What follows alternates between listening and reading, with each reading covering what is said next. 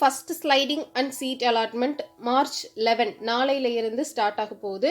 இருக்கிற வேக்கண்ட் எவ்வளோ அப்படிங்கிறதும் அதுக்கப்புறம் நம்மளுக்கான ரேங்க் ரேஞ்ச் எப்போ வரும் அப்படிங்கிறதுமே இந்த கிளிப்பில் நம்ம ஃபுல்லாக பார்த்துடலாம்.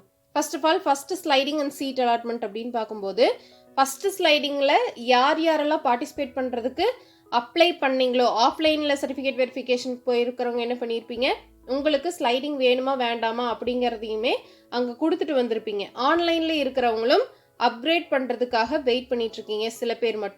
சில பேர் ஆல்ரெடி என்ன பண்ணிட்டீங்க, ஜாயின் பண்ணியாச்சு காலேஜில். இப்போ சர்டிஃபிகேட் வெரிஃபிகேஷன் பார்க்கும்போது இந்த first sliding and seat allotment முடிஞ்சதுக்கு அப்புறம் நம்மளுக்கு மார்ச் 16, 17 அப்படிங்கிறது இருக்கும். அது ஆஃப்லைனில் தான் இருக்கும். ஸோ யாரெல்லாம் ஸ்லைடிங்க்கு எஸ் கொடுத்துட்டு வந்தீங்களோ, ஆஃப்லைனில் போனவங்களா இருக்கட்டும், ஆன்லைனில் அப்ளை பண்ணவங்களா இருக்கட்டும், அப்பியர் பண்ணவங்களா இருக்கட்டும், யாரெல்லாம் ஸ்லைடிங்க்கு வில்லிங்கோ அவங்க மட்டும்தான் இதை அட்டன் பண்ண முடியும்.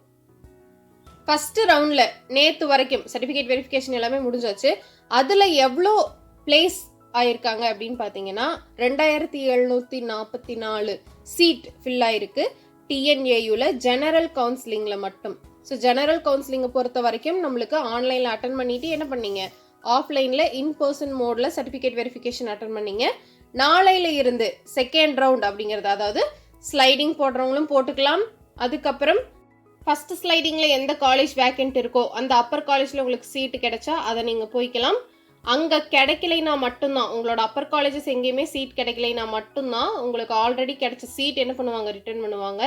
அப்பர் காலேஜஸ் எதுலையாவது சீட் இருந்துச்சுன்னா உங்களுக்கு இப்போ கிடைச்சிருக்கிற காலேஜ் என்ன பண்ணிடுவாங்க, ட்ராப் பண்ணிடுவாங்க. அதையுமே ஞாபகம் வச்சுக்கோங்க. இதில் இருக்கிற மொத்தம் 4297 சீட் இருக்கு.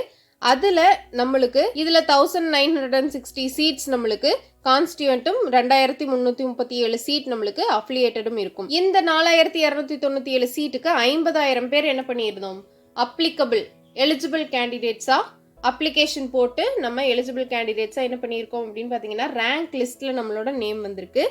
பட் இதில் இருந்து 7.5%, அதுக்கப்புறம் ஸ்பெஷல் ரிசர்வேஷன் கேட்டகரி, இதில் எல்லாத்துக்குமே சர்டிஃபிகேட் வெரிஃபிகேஷன் அப்படிங்கிறது ஃபர்ஸ்ட் ரவுண்ட் முடிஞ்சாச்சு. இதில் 8500 பேர் என்ன பண்ணியிருந்தாங்க, இதில் 8500 பேர் ஆன்லைன் கவுன்சிலிங் அட்டன் பண்ணி அதுக்கப்புறம் 3662 பேருக்கு சீட் அலாட் ஆகியிருக்கு. ஸோ இவங்களுக்கும் சரிபார்ப்பு, அதாவது சர்டிஃபிகேட் வெரிஃபிகேஷன் 6ஆம் தேதியிலேருந்து 8ஆம் தேதி வரைக்கும் TNAUல நடந்துச்சு. அதில் 2744 பேர் என்ன பண்ணியிருக்காங்க, அட்டன் பண்ணியிருக்காங்க. ஸோ அவங்களுக்கு எல்லாம் சீட் கன்ஃபார்ம் ஆயிருக்கு. பேலன்ஸ் நம்மளுக்கு பொது கலந்தாய்வின் மூலம் மொத்தம் இந்த 2744 சீட்ஸ் போக பேலன்ஸ் வேக்கண்ட் 898 சீட்ஸ் மட்டும்தான் இருக்கு. ஸோ இது எல்லாமே இப்போ ஃபர்ஸ்ட் ரவுண்டோட certificate verification, second sliding, third sliding இது எல்லாம் முடிஞ்சதுக்கு அப்புறம் நம்மளுக்கு என்ன பண்ணிடுவாங்க, அடுத்து என்ன வேக்கண்ட் இருக்கு, எவ்வளோ ரேங்க் ரேஞ்ச் கூப்பிடுவாங்க, இது எல்லாமே நம்மளுக்கு TNAU அஃபிஷியல் வெப்சைட்ல அனௌன்ஸ்மெண்ட் அப்படிங்கிறது வந்துடும். ஸோ வந்ததுக்கு அப்புறம் நம்ம என்ன பண்ணிக்கலாம் அப்படின்னு பார்த்தீங்கன்னா கம்ப்ளீட் ஷார்ட்டாக பார்த்துக்கலாம். All the best all of you. Share your knowledge as much as you can.